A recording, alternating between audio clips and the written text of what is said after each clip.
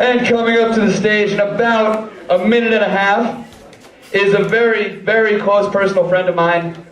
She's an alum of Vassar College. She is the former president of Indecent Exposure, who I think are in the audience.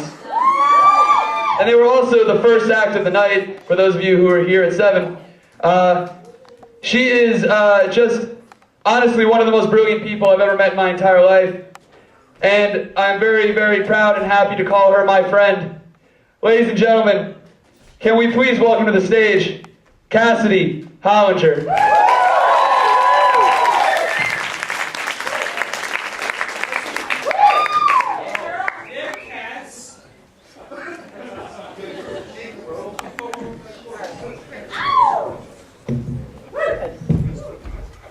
So, obviously the schedule got a little fucked up. Ergo, I got a little fucked up. So, here we go. Okay, so as he mentioned, yes, I went here. For those of you who don't know, I used to go here. I have the overpriced class ring to prove it. And I did what everyone else did. As soon as we graduated, so I moved with everyone else to Vassar's retirement community, Bushwick. And, yeah, but the thing is, I went straight into grad school, which, don't. But we're going to talk about it anyway. So, here's the thing about grad school. There are certain things about graduate school that people don't tell you, right? They just keep it to their own selves, and they never tell you. But I'm going to tell you right now, I'm going to let you know a secret, okay? So, first, there's no fellow group, okay? There's no built-in friends. You have to actually introduce yourself and, like, court people before they will consider themselves your friend. I actually asked a girl if we could be text buddies because I didn't know if we were at that level. So you have to do that. The other thing about graduate school is like, well, there's no express lunch, which I find to be a huge problem in my own life. But the thing, okay, so basically it's very peculiar, the experience, and the only analog that I can give you is that graduate school is like a very long, extended senior week. And let me tell you why. So, grad school is, so basically, God, there's so many things. Okay, so first is, all you do is think about your future, and worry, and cry. You have too many social obligations, your calendar is packed, and yet, you find yourself totally alone. At all times. And thirdly, we're all constantly slightly drunk. So, yeah. So there's that. Okay. But, so, like, I've been doing grad school for a while, and there is an upside to living into New York City. Like, you have the potential to meet a lot of people, right? Which is a good thing, especially considering Vassar is a very small campus, as I'm sure all of you have noticed. And I left a tangled fucking web up here. Which I realized most recently when a dear friend of mine told me that she used to win Never Have I Ever by saying that she had never hooked up with me.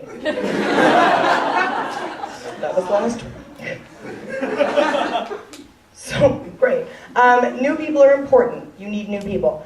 And so after a long time of like living a very like sad, celibate, lesbian antithesis to Sex and the City,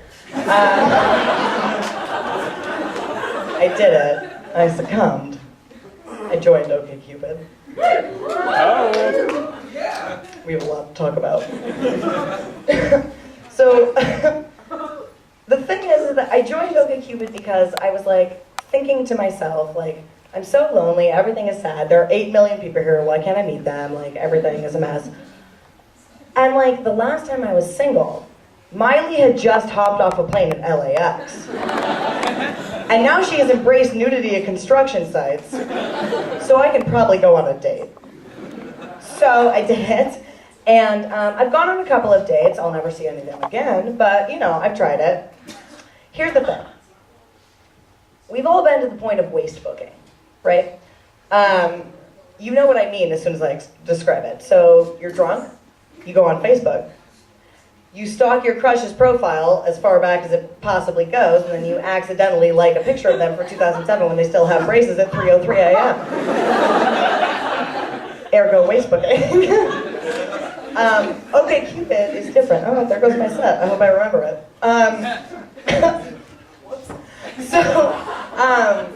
OkCupid is different. There are risks involved. Not like Craigslist killer risks. You can protect yourself from that.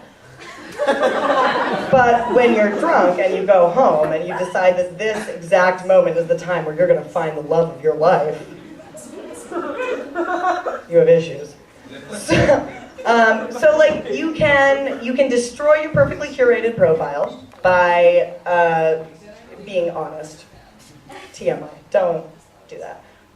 Also, you can go on a rating spree and you rate everyone a 5 with your beer goggles, doesn't matter, indiscriminate, don't care. Or you can agree to dates that you don't want to go on. For example, there was a girl who messaged me, and she just said, no caps, no punctuation, by the way, picture this. Hey, you seem really cool, we should hang out. And I don't know what came over me. Whiskey. But I replied, and I quote, that seems like a solid line, let's do this.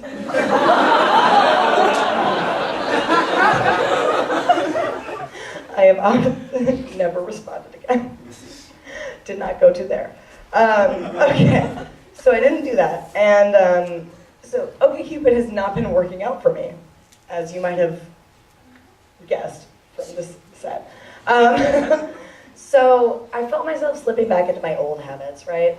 Which is straight girls.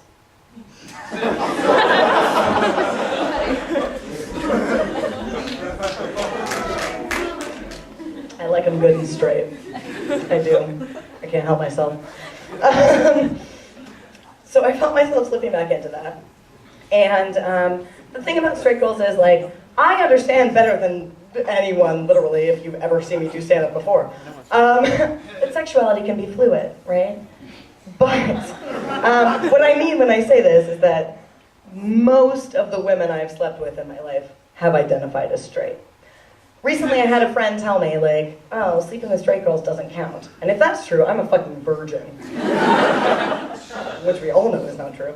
So, like, sexuality is fluid, that's fine. Most of the women I've slept with in my entire life have identified as straight. A few of them even identify as straight afterwards.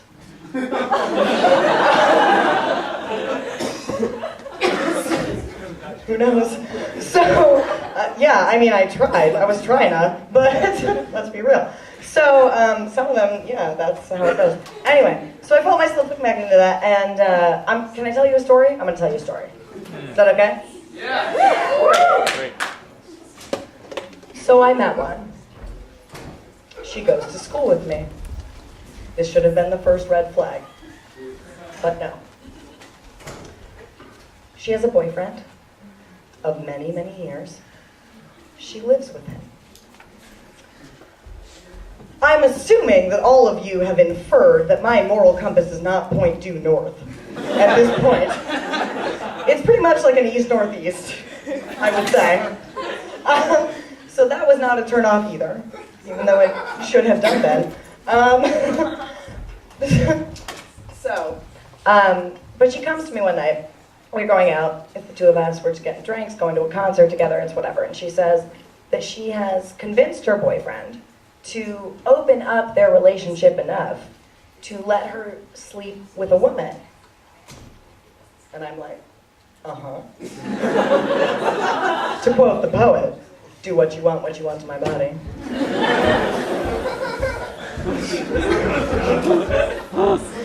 And I feel good about this, right? But then she continues, and she says that, well, like you do, like any regular person would, he made her sign a contract.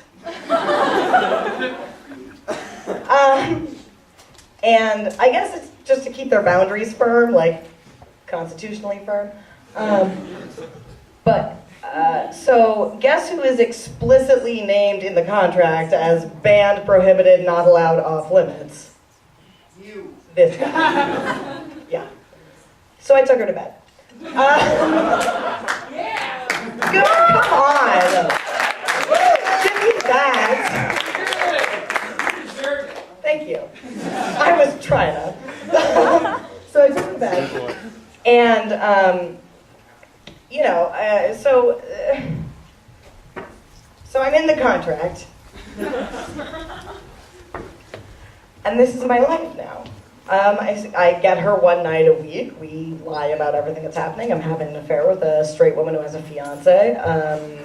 I'm great with that.